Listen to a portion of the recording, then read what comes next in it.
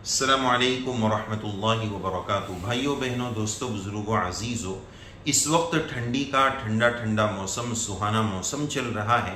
आज हम आपकी खिदमत में ये उन्वान लेकर हाजिर हुए हैं कि ठंडी के मौसम में मस्जिद में जाने के बाद चंद चीज़ों का ख्याल रखना ज़रूरी है। ऐसी 10 बातें हमने नोट की है जो आपकी खिदमत में पेश करनी है।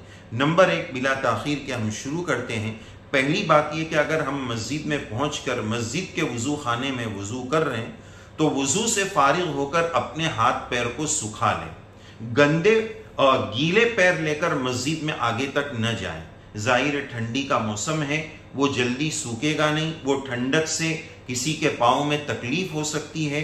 तो वज़ू के बाद वज़ू खाने ही पर अपने हाथ पैर को सुखाने के बाद आगे बढ़े। पाँव की गीलेपन से पूरी मस्जिद को गंदा और गीला न करें।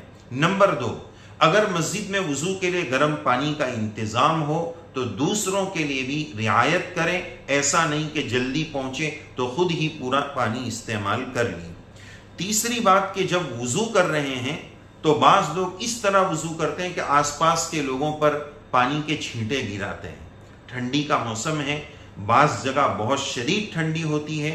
हदीस शरीफ में तो अच्छे अंदाज में वज़ू करना, इस्बाहुल वज़ू, इसकी फजीलत मिलती है।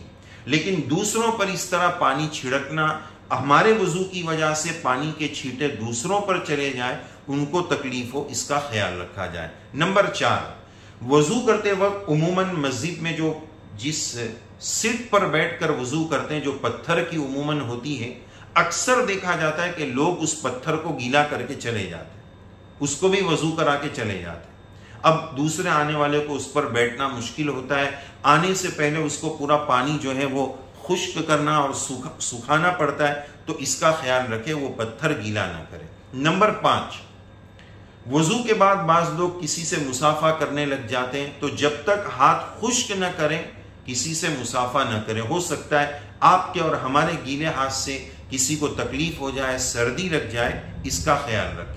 नंबर 6, ठंडी के मौसम में इलाकों के एतबार से कहीं ज़्यादा ठंडी, कहीं कम ठंडी। तो अब मस्जिदों में एक मसला ये भी होता है जो घरों में भी हो सकता है कि एक को ठंडी ज़्यादा लग रही है, एक को कम लग रही है, एक को गर्मी लग रही है। तो पंखा चालू करना है या नहीं करना है, कितने नंबर पर करना है, एसी ऑन रखना है या ऑफ रखना है, इसको ज़रूर मौसम के एतबार से और मेजोरिटी और अक्सरियत के एतबार से क्या बेहतर है उसका ख्याल रखा जाए। ये नहीं कि एक दो जवान को गर्मी लग रही है तो पूरी मस्जिद के लिए पंखा चालू करके दूसरे बड़े बूढ़े हजरात को ठंडक से तकलीफ पहुंचाए। अक्सरियत का ख्याल रखते हुए एसी और पंखा चालू रखना है या ऑफ रखना है या कितने टेम्परेचर पर रखना है, उसका ख्याल रखें।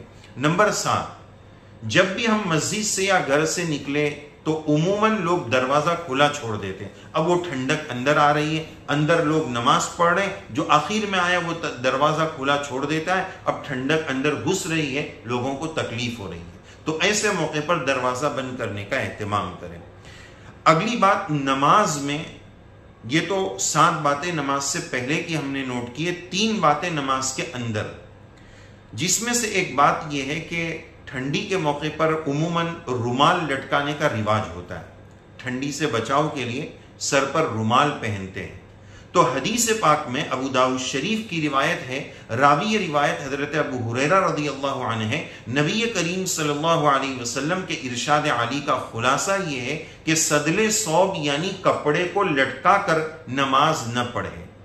चुनांचे अगर किसी ने रुमाल इस तरह पहना कि उसको अच्छे से लपेटा नहीं और उसके दोनों छेड़े और किनारे ऐसे लटकते छोड़ दिया, तो ये सदले सौब को फुक़हा ने मकरूह तहरीमी करार दिया। तो इस तरह रुमाल के छेड़े और किनारों को लटका कर नमाज पढ़ना ये दुरुस्त नहीं है, मकरूह तहरीमी है। तो ठंडी में चूंकि उमूमन बाज़ इलाकों में इस तरह के रुमाल पहनने का रिवाज आम है, तो उसको अच्छी तरह बांध लिया जाए, उसके छेड़ों और किनारों को लटकाया न जाए। 9वीं बात, इसी तरह हदीस पाक में मुंह बंद करके नमाज पढ़ने से भी मना किया है कि इतना ज्यादा अपने आप को कवर कर लेना कि हाथ भी इस तरह बंद हो जाए और मुंह को भी अच्छी तरह ढांप ले, जैसे पता ही न चले कि कौन इंसान है। तो इस तरह हाथ मुंह को पूरे तौर पर ढांप लेना और तकबीर के वक्त भी हाथ चादर के अंदर रखना, इसको भी फुक़हा ने मकरूह करार दिया है। इसी तरह 10वीं और आखिरी बात इस सिलसिले में कि इस तरह की ठंडी की जो टोपी पहनी जाती है, तो बाज़ लोग वो टोपी इस तरह पहनते कि ये पूरी पेशानी भी कवर हो जाती है, फिर सजदे में ये पेशानी जमीन पर टिकती नहीं, तो ये भी मुनासिब और दुरुस्त नहीं है।